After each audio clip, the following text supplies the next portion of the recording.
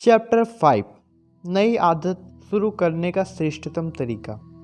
बेहतर व्यायाम की आदत को बनाने के लिए 2001 में अनुसंधान करने वाले ने ग्रेट ब्रिटेन में 248 लोगों के वास्ते 2 हफ्ते का कार्यक्रम बनाया। अध्ययन में शामिल लोगों को 3 समूहों में बांट दिया गया। पहला समूह नियंत्रित था। उनसे सिर्फ यह कहा गया कि वे यह देखें कि वे कितनी बार व्यायाम करते हैं। दूसरा प्रेरक समूह था। उनसे कहा गया कि उन्हें केवल वर्कआउट को ही नहीं देखना है बल्कि व्यायाम के लाभों के बारे में भी पढ़ना है। अनुसंधानकर्ताओं ने इन्हें यह भी समझाया कि किस तरह से व्यायाम से दिल की बीमारी के जोखिम को कम कर सकते हैं और दिल की सेहत को सुधार सकते हैं। अंतिम तीसरे समूह के लिए वह प्रस्तुत रही जो दूसरे समूहों के लिए थी, ताकि यह सुनिश्चित हो सके कि प्रेरणा का स्तर उतना ही बना रहे। हालांकि उन्हें कहा गया कि वे एक नए प्लान के तहत बताएं कि कब और कहां अगले हफ्ते एक्सरसाइज की जाए।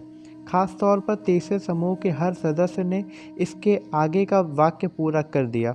अगले हफ्ते में कम से कम 20 मिनट का कठोर व्यायाम करूंगा। दिन, इस समय और स्थान। पहले और दूसरे समूह के करीब 35 से 38% लोगों ने हफ्ते में एक दिन व्यायाम किया। दिलचस्प बात यह रही कि प्रेरक प्रस्तुत से दूसरे समूहों के व्यायाम के कोई अर्थपूर्ण बदलाव नहीं दिखने को मिला, लेकिन 91% लोग जो तीसरे समूह के थे उन्होंने हफ्ते में एक दिन सामान्य से 2 गुना व्यायाम किया। उन्होंने तो वाक्य लिखा, उसका अनुसंधानकर्ता क्रियान्वयन की मंशा कहते हैं, जो एक प्रकार से यह बता देता है कि कब क्या करना है और कहाँ करना है। इस प्रकार से आप किसी विशेष आदत को अमल में लाने की इच्छा रखते हैं। संकेत जो किसी आदत की शुरुआत करती है वे व्यापक स्वरूप में आते हैं, जैसे जेब में फ़ोन बजने का एहसास, चॉकलेट चिप कुकीज की खुशबू, एम्बुलेंस के सायरन की ध्वनि। लेकिन इनमें 2 सबसे ज़्यादा सामान्य संकेत होते हैं, समय और स्थान। क्रियान्वयन की मंशा इन दोनों संकेतों का इस्तेमाल करती है। व्यापक रूप से कहा जाए तो क्रियान्वयन की मंशा को रचने का फॉर्मेट होता है। जब X स्थिति आती है तो मैं Y रिस्पॉन्स दूंगा। सैकड़ों अध्ययन बताते हैं कि क्रियान्वयन की मंशा लक्ष्यों पर टिके रहने के लिए प्रभावी होती है, चाहे इस बात का सटीक समय और तिथि लिख कर रखनी हो कि आपको किस दिन फ्लू का टीका लगवाना है या दांत की जांच के लिए कोलोनोस्कोपी के अपॉइंटमेंट के समय को दर्ज करना है। इससे इस बात के अवसर बढ़ जाते हैं कि लोग अपॉइंटमेंट के समय को दर्ज करना है। इससे इस बात के अवसर बढ़ जाते हैं कि लोग रिसाइकलिंग करने, पढ़ने, जल्दी सोने या सिगरेट पीना छोड़ने की आदत से जुड़े रहेंगे। शोध करने वालों ने यहाँ तक पाया है कि जब भी लोगों से क्रियान्वयन की मंशाओं से संबद्ध प्रश्नों को पूछा जाता है तो मतदान का प्रतिशत बढ़ जाता है। ऐसा प्रश्न पूछे जाते हैं, आप किस मार्ग से मतदान केंद्र तक जाएंगे, आप किस समय जाने का प्रोग्राम बना रहे हैं, किस बस से वहां जाने वाले हैं। सरकार के अन्य सफल प्रोग्रामों ने लोगों को सही समय पर टैक्स भरने की स्पष्ट प्लानिंग करने को प्रेरित किया है या लोगों को मार्गदर्शन प्रदान किया है कि कब और कहां विलंब से ट्रैफिक बिल्स भरे जा सकेंगे। पंच लाइन साफ है। जो लोग विशेष रूप से यह योजना बना लेते हैं कि कब और कहां वे नई आदत के अनुसार काम करेंगे तो उनके इसका पालन करने की अधिक संभावनाएं रहती है। इन मूल बातों का पता लगाइए बिना उनके लोग अपनी आदतें बदलने की कोशिश करते हैं। हम खुद से ही कहते हैं, मैं सेहतमंद भोजन करूंगा या मैं ज़्यादा लिखूंगा, लेकिन हम यह नहीं कहते हैं कि कब और कहां पर ये आदत साकार होंगी। हम इसे अवसर और उम्मीद के हवाले कर देते हैं कि हमें यह करने की यदि याद रहेगा या फिर उचित समय आने पर आप प्रेरित अनुभव करेंगे। क्रियान्वयन की मंशा अस्पष्ट धारणाओं जैसे मैं अधिक व्यायाम करना चाहता हूँ या मैं ज़्यादा काम करना चाहता हूँ अथवा वोट देना चाहिए को ख़त्म करती है और उन्हें ठोस कार्य योजना में बदल देती है। कई लोग सोचते हैं कि उनमें प्रेरणा की कमी है, जबकि उनमें वास्तव में स्पष्टता की कमी होती है। यह हमेशा स्पष्ट नहीं होता कि कब और कहाँ कार्यवाही की जानी चाहिए। कुछ लोग उचित समय की प्रतीक्षा में पूरे जीवन निकाल देते हैं ताकि वे कुछ सुधार कर सकें। एक बार जब क्रियान्वयन की मंशा तय हो जाती है, तो फिर प्रेरित होने के लिए प्रतीक्षा नहीं करनी पड़ती। उदाहरण के लिए, क्या मैं आज एक चैप्टर लिखूं या नहीं? क्या मैं आज सुबह या फिर दोपहर के खाने के बाद ध्यान करूं? जब कार्यवाही का क्षण आता है तो फैसला लेने की ज़रूरत नहीं पड़ती है। आप आसानी से पूर्व निर्धारित योजना का अनुसरण करते जाते हैं। अपनी आदतों में इस रणनीति को लागू करने के लिए इस वाक्य में रिक्त स्थानों को भरें। मैं व्यवहार को तय समय पर नियत स्थान पर रखूँगा। ध्यान, मैं सुबह 7 बजे 1 मिनट के लिए रसोई में ध्यान करूँगी। पढ़ाई, मैं संध्या को 6 बजे 20 मिनट तक अपने शयन कक्ष में स्पेनिश पढ़ूँगा। व्यायाम, मैं संध्या 5 बजे 1 घंटे तक स्थानीय जिम में व्यायाम करूँगा या करूँगी। विवाह, मैं सुबह 8 बजे अपने जीवन संगिनी साथी के लिए रसोई में चाय बनाऊँगी। यदि आप इस बात को लेकर निश्चित नहीं हैं कि आदत को कब से शुरू करें, तो किसी हफ्ते, माह या फिर वर्ष के पहले दिन ऐसा करने की कोशिश करें। इस बात की संभावना ज़्यादा रहती है कि लोग उस समय कदम उठाएं, क्योंकि उस समय आशा सामान्यतः ज़्यादा होती है। यदि हमें आशा है तो हमारे पास काम करने का कारण होता है। नई शुरुआत हमेशा प्रेरित करता है। क्रियान्वयन की मंशाओं का एक अन्य लाभ भी होता है। आप क्या चाहते हैं और कैसे उसे हासिल करेंगे, इसके बारे में स्पष्ट होने से आपको उन चीज़ों को ना कहने में मदद मिलती है जो आपकी प्रगति को पटरी से उतार देती है। आप ध्यान भंग करती हैं और आपको मार्ग में भटका देता है। कई बार हम छोटे से निवेदन को भी हाँ कह देते हैं क्योंकि हमें स्पष्ट नहीं होता है कि हमें करना क्या है। जब आपके सपने धुंधले रहते हैं तो पूरे दिन छोटी छोटी बहानों को तर्कसंगत मानना आसान हो जाता है और हम कभी भी सफलता के लिए ज़रूरी चीज़ों की ओर स्पष्ट नहीं देख पाते हैं। आपकी आदतों को कुछ समय और गुंजाइशें दें ताकि वे बनी रह सकें। लक्ष्य का अर्थ समय और स्थान को स्पष्ट करना है। आदत को बार बार दोहराने से उस स्थिति में भी आपके भीतर सही समय पर सही कदम उठाने की तीव्र इच्छा पैदा होती है, जब आप कह भी नहीं सकते कि ऐसा क्यों है। लेखक जैसन ड्यूइनर का कथन है, स्पष्ट रूप से जब तक आपके पास विचार की सजगता नहीं होगी, आप वर्कआउट नहीं कर सकते। लेकिन जैसे एक कुत्ता लालायित होने पर चार टपकने लगता है, ठीक वैसे ही आपको भी सामान्य तौर पर वर्कआउट के वक्त बेचैनी हो सकती है। अपने जीवन एवं काम में क्रियान्वयन की मंशा को प्रयोग में लाने के कई तरीके हैं। स्टैनफोर्ड में प्रोफेसर रहे बीज फॉन्ग से मैंने एक तरीका सीखा जिसे मैं आदतों को क्रमबद्ध करना कहता हूँ, और यह मेरा पसंदीदा उपाय है। आदतों को क्रमबद्ध करना अपनी आदतों को पूरी तरह से बदलने का आसान उपाय है।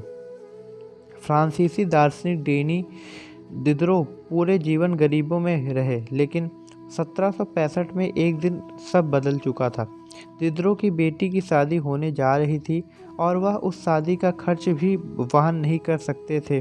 धन की कमी के बाद भी दिदरो को उस समय के विश्वकोश एनसाइक्लोपीडिया के लेखक और सह संस्थापक के रूप में उनकी भूमिका के लिए जाना जाता था। जब रोम की महारानी कैथरीन द ग्रेट ने दिदरो की वित्तीय परेशानियों के बारे में जाना तो उन्हें दुख हुआ।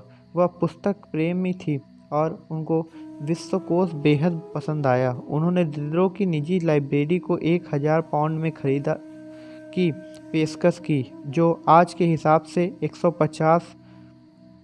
1,50,000 डॉलर से भी ज़्यादा है। अचानक दिदरो के पास बहुत धन एकत्रित हो गया। उन्होंने न केवल बेटी की शादी में खर्च किया, बल्कि खुद के लिए भी एक लाल पोशाक खरीदी। दिदरो का परिधान बहुत सुंदर था, इतना सुंदर था कि उनके आसपास की अन्य चीज़ें उस परिधान की तुलना में कमतर लग रही थी। उन्होंने लिखा कि उनके वस्त्र और उनके पास जो अन्य चीज़ें थीं उनमें कोई तालमेल नहीं था, ना ही सुंदरता थी। दिदरो में जल्द तीव्र इच्छा पैदा हुई कि उनके पास जो चीज़ें हैं उन्हें भी अपग्रेड किया जाए। उन्होंने अपने कालीन को दमिश्क से लाए गए कालीन में बदल दिया। उन्होंने महंगी मूर्तियों से अपने घर को सजाया। उन्होंने चूल्हे के ऊपर रखने के लिए कांच खरीदा और एक बेहतर किचन टेबल खरीदा। उन्होंने अपनी पुरानी बेत की कुर्सी को हटाकर चमड़ी की कुर्सी खरीद ली। जिस तरह से डोमिनोस एक के बाद एक गिरते हैं, उसी तरह से उन्होंने एक के बाद एक चीज़ें खरीदी। दिदरो का व्यवहार असामान्य नहीं था। वास्तव में एक चीज़ के बाद दूसरी चीज़ खरीदने की प्रवृत्ति को दिदरो इस्पेक्ट कहते हैं। दिदरो इस्पेक्ट के अनुसार नई नई चीज़ों को खरीदने से अक्सर खपत की सर्पीली रेखा बन जाती है। इससे व्यक्ति और खरीदारी करने लगता है। इस पैटर्न को कहीं भी देखा जा सकता है। आप वस्त्र खरीदते हैं तो नए जूते लेते हैं और उसी की मैच करती हुई ईयर रिंग्स भी ले लेती हैं। आप सोफ़ा लेते हैं तो आप लिविंग रूम की पूरी सजावट पर सवाल उठाने लगते हैं। अपने बच्चों के लिए खिलौना लेते हैं और उसकी एक्सेसरीज को भी खरीदने लग जाते हैं। यह खरीदी की श्रृंखला है। अनेक मानव व्यवहार इसी चक्र का अनुसरण करते हैं। जो आपके ने हाल की पूरी किया है, उसी के आधार पर आप अक्सर तय करते हैं कि आगे क्या करना है। बाथरूम जाने के साथ हाथों को धोने और उन्हें सूखने का ध्यान आता है, जो आपको याद दिलाता है कि खराब और गंदे टॉवल को धोना है।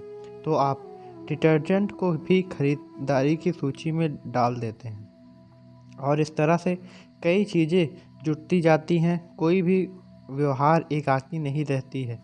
हर कार्य में अगले व्यवहार का एक संकेत रहता है। यह महत्वपूर्ण क्यों है? जब नई आदतों को बनाने की बात आती है तो आप अपने फ़ायदे के लिए व्यवहार की कड़ियों को जोड़कर देख सकते हैं। नई आदतों को बनाने का सबसे अच्छा उपाय है कि आप एक वर्तमान आदत को पहचान लीजिए जिसे आप प्रतिदिन करते हैं और फिर नए व्यवहारों को सबसे ऊपर ले जाएं। इसे भी आदतों को क्रमबद्ध करना कहते हैं। आदतों को क्रमबद्ध करना क्रियान्वयन की मंशा का विशेष स्वरूप है। नई आदतों को किसी विशेष समय और स्थान से जोड़ने की बजाय आप नई आदतों को वर्तमान आदत से जोड़ देते हैं। यह पद्धति किसी भी आदत के स्पष्ट संकेत के लिए उपयोग में लाई जा सकती है। इस पद्धति का सृजन बीजे फॉन्ग ने अपनी टाइनी हैबिट प्रोग्राम के तहत किया था। आदतों को क्रमबद्ध करने का फार्मूला। इसके वर्तमान आदत पश्चात मैं नई आदत का पालन करूंगा। उदाहरण के लिए ध्यान। हर सुबह अपने कप में कॉफ़ी डालने के बाद मैं 1 मिनट ध्यान लगाऊंगा। व्यायाम। जैसे ही मैं काम से आने के बाद अपने जूते उतारूंगा, वर्कआउट के कपड़े पहनकर व्यायाम करूंगा। कृतज्ञता। जब मैं रात में भोजन के लिए बैठूंगा तो मैं एक बात कहूंगा कि आज का दिन जैसा निकला उसके लिए मैं आभार व्यक्त करता हूं। विवाह। अब मैं रात में बिस्तर पर जाऊंगा तब अपनी जीवन संगिनी को चुंबन दूंगा। सुरक्षा। जब मैं दौड़ने के जूते पहनूंगा तो मैं अपने मित्र या परिवार के सदस्यों को मैसेज भेजूंगा कि मैं लगाने जा रहा हूं और उसमें कितने देर लगेगा। आपने इच्छित व्यवहार को हर दिन किए जाने वाले कार्य के साथ जोड़ना ही इसकी कुंजी है। एक बार जब आप इसकी बुनियादी ढांचों में महारत हासिल कर लेते हैं तो आप कई छोटी छोटी आदतों की श्रृंखला को एक साथ क्रमबद्ध कर सकेंगे। इससे आप उस स्वाभाविक गति का फ़ायदा उठा सकेंगे जो एक व्यवहार में आकार दूसरे की ओर बढ़ती है या डिडो इफेक्ट का सकारात्मक पहलू है। सुबह की आपकी आदत को क्रमबद्ध करना इस प्रकार लग सकती है। सुबह कप में कॉफ़ी भरने के बाद मैं 60 सेकंड तक ध्यान के लिए बैठूंगा। दूसरा, ध्यान में 60 सेकंड बीतने के बाद मुझे दिन भर में क्या करना है उसके बारे में सोचूंगा और लिखूंगा। दिन में क्या करना है उसे लिखने के बाद तत्काल मैं पहले काम कर जाऊंगा या आदतों को इस तरह से संध्या में क्रमबद्ध करने की कल्पना करें। पहला, डिनर खत्म करने के बाद मैं अपनी प्लेट सीधे डिश वॉशर में रखूँगा। अपनी डिश को उसमें रखने के तत्काल बाद मैं काउंटर साफ़ कर दूँगा। काउंटर साफ़ करने के बाद मैं सुबह के लिए कॉफ़ी का कप तैयार करके रख दूँगा। अपने रोज़मर्रा के कामों में आप नए व्यवहारों को भी शामिल कर सकते हैं। उदाहरण के लिए आप सुबह का रूटीन कुछ ऐसा है: उठना, बिस्तर ठीक करना, नहाना। मान लीजिए आप हर रात ज़्यादा पढ़ने की आदत को विकसित करना चाहते हैं। इसके लिए आपको आदत के क्रम को बढ़ाना होगा, जो इस तरह का हो सकता है: उठना, बिस्तर ठीक करना, अपने तकिए के नीचे एक पुस्तक रख देना और नहाने जाना। जब आप रात को बिस्तर पर पहुंचेंगे तो लुत्फ़ लेने के लिए पुस्तक आपकी प्रतीक्षा में होगी। कुछ मिलाकर आदतों को क्रमबद्ध करना आपको कुछ सरल नियम बनाने की गुंजाइश भी देता है, जिनसे आप भविष्य में व्यवहार के प्रति तैयार हो सके। इसका मतलब यह है कि अगला कार्य कौन सा होगा, इसकी कार्य योजना पहले से आपके पास होगी। जब आप इस तरीके के साथ सहज हो जाते हैं तो आप सामान्य आदतों को क्रमबद्ध करते हैं जो उपयुक्त परिस्थितियों में आपका मार्गदर्शन करती हैं। व्यायाम: जब मैं सीढ़ियाँ देखूंगा तो मैं एलिवेटर की बजाय उसी का प्रयोग करूंगा। सामाजिक कौशल: जब मैं किसी पार्टी में जाऊंगा तो मैं उनसे मिलूंगा जिन्हें मैं नहीं जानता। वित्त: जब मैं $100 में कुछ खरीदना चाहूँगा तो उसे खरीदने से पहले मैं 24 घंटा प्रतीक्षा करूँगा। सेहतमंद खाना: जब भी मैं खाना खाऊंगा तो सबसे पहले मैं प्लेट में सब्जियां रखूँगा। न्यूनतम आवश्यकता: जब मैं नई वस्तु लूँगा तो एक को हटा दूँगा, यानी कम करूँगा। एक लाओ, एक बाहर करो। मूड: जब फ़ोन की रिंगटोन सुनाई देगी तो मैं लंबी सांस लूँगा और उत्तर देने का पहला मुस्कुराऊँगा। विस्मृति: जब भी मैं किसी सार्वजनिक स्थान पर जाऊँगा तो अपने टेबल और कुर्सी ध्यान से देखूँगा कि कुछ भूल तो नहीं रहा हूँ।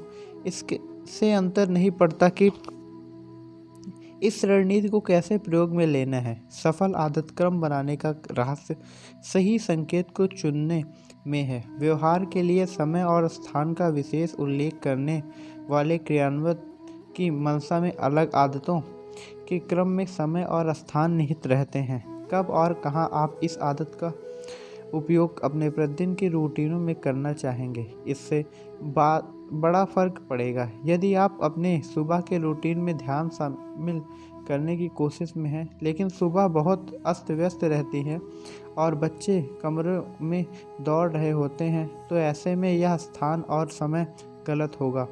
इस पर विचार करें कि आप ध्यान में कब सफल होंगे। खुद को यह ना बताएं कि आपको यह आदत बनानी है, जबकि आप किसी अन्य आदत के साथ जुड़ सकते हैं। आपके संकेत में उतनी ही आवृत्ति होनी चाहिए जितनी आपकी इच्छित आदत में है। यदि आप हर दिन की कोई आदत बनाना चाहते हैं, लेकिन आप उसे उस आदत की ऊपर के क्रम में रखते हैं, तो जो आप हर सोमवार को भी ही करते हैं, ऐसे में वह सही चयन नहीं माना जाएगा। आदत क्रम को सही तरह से बनाने का एक उपाय वर्तमान आदतों को ऊपर नीचे करके उसकी सूची को ठीक करना है। आप हैबिट स्कोरकार्ड अंतिम चैप्टर से शुरू करके उपयोग में ला सकते हैं। विकल्प के तौर पर आप 2 कॉलम में भी सूची बना सकते हैं। पहले कॉलम में उन आदतों को लिखें जो आप हर दिन करते ही हैं। उदाहरण के लिए बिस्तर से बाहर निकलना, नहाना, दांत साफ करना, कपड़े पहनना, एक कप कॉफ़ी तैयार करना, नाश्ता करना, बच्चों को स्कूल ले जाना, दिन का काम शुरू करना, लंच करना, दिन का काम समाप्त करना, काम से आकर कपड़े बदलना, रात के भोजन के लिए बैठना, लाइट्स ऑफ करना, सो जाना। आपकी सूची बहुत लंबी हो सकती है, लेकिन आपको एक आइडिया मिलता है। आपके साथ जो हर दिन घटित होता है, दूसरे कॉलम में वह लिखें। उदाहरण के लिए, सूर्य निकलता है, आपको कोई टेक्स्ट मैसेज लिख मिलता है। जो गीत आप सुन रहे हैं वह खत्म होता है, सूर्यास्त होता है। इन दो सूचियों के साथ ही आप यह सोचने लगते हैं कि अपनी जीवन शैली में नई आदतों को किस सबसे अच्छा स्थान पर रखा जाए। आदतों का क्रम बनाना उस समय श्रेष्ठ नतीजे देते हैं जब संकेत स्पष्ट हो और उस पर तत्काल काम किया जा सके। कई लोग ऐसे संकेत चुनते हैं जो धुंधले रहते हैं। मैंने खुद यह गलती की है। जब मैंने आदत में पुश अप को शुरू करना चाहा, मेरी आदत का क्रम था, जब मैं लंच के लिए ब्रेक लूँगा तब 10 पुश अप्स करूँगा। पहली बार देखने पर यह ठीक लगा, लेकिन जल्द ही मैं जान गया कि यह संकेत अस्पष्ट था। क्या मुझे दोपहर के भोजन से पहले पुशअप्स करना चाहिए? दोपहर के भोजन के बाद इसे करें। मैं इसे कहाँ कर सकूँगा? कुछ दिन की अनियमितता के बाद मेरे आदतों का क्रम बदला। जब मैं दोपहर के खाने के लिए अपना लैपटॉप बंद करूँगा, तब अपनी डेस्क के पास ही पुशअप्स कर लूँगा। मेरी असफलता खत्म हो गई। अधिक पढ़ना या बेहतर खाना जैसी आदतें महत्व की हैं, लेकिन ये लक्ष्य किसी तरह के निर्देश नहीं देते कि कैसे और कहाँ किया जाए। इससे विशिष्टता और स्पष्टता जरूरी है। जब मैं द्वार बंद करता हूँ, जब मैं दांत को ब्रश करता हूँ, जब मैं टेबल के पास बैठता हूँ, इससे मैं इस बातों को स्पष्ट करना अहम है। जितनी ज़्यादा दृढ़ता से आपकी नई आदत किसी विशेष संकेत से जुड़ी होगी, उतनी ही बेहतर संभावनाएं यह होंगी कि आप देख सकेंगे कि कब काम करने का समय आ गया। व्यवहार बदलने का पहला नियम है, इसे स्पष्ट बनाएं। क्रियान्वयन की मंशा और आदतों को क्रमबद्ध करने जैसी रणनीति आदतों के लिए स्पष्ट संकेत तैयार करने के सबसे व्यवहारिक तरीकों में शामिल है। इससे आप स्पष्ट योजना बना सकते हैं कि कब और कहाँ कार्यवाही करनी है। अध्याय का सार। व्यवहार बदलने का पहला नियम है, इसे स्पष्ट बनाएं। समय और स्थान दो संकेत सबसे सामान्य होते हैं। क्रियान्वयन की मंशा तैयार करना ऐसी रणनीति है जिसका इस्तेमाल आप नई आदतों को किसी विशेष समय और स्थान के साथ जोड़ने में कर सकते हैं। क्रियान्वयन की मंशा का फार्मूला है, मैं अपना व्यवहार सही समय और सही स्थान पर करूँगा। आदतों का क्रम बनाना ऐसी रणनीति है जिसका इस्तेमाल आप नई आदतों के लिए वर्तमान आदत के साथ उसकी जोड़ी बनाने में कर सकते हैं। आदतों का क्रमबद्ध करना का फार्मूला है, इसके वर्तमान आदत के बाद मुझे यह नई आदत करनी है। धन्यवाद। हमारा यह अध्याय समाप्त हुआ। हमारा अगला अध्याय, जो कि प्रेरणा का अधिक मूल्यांकन, माहौल का महत्व अक्सर अधिक होता है, जो हम अगले वीडियो में कवर करेंगे।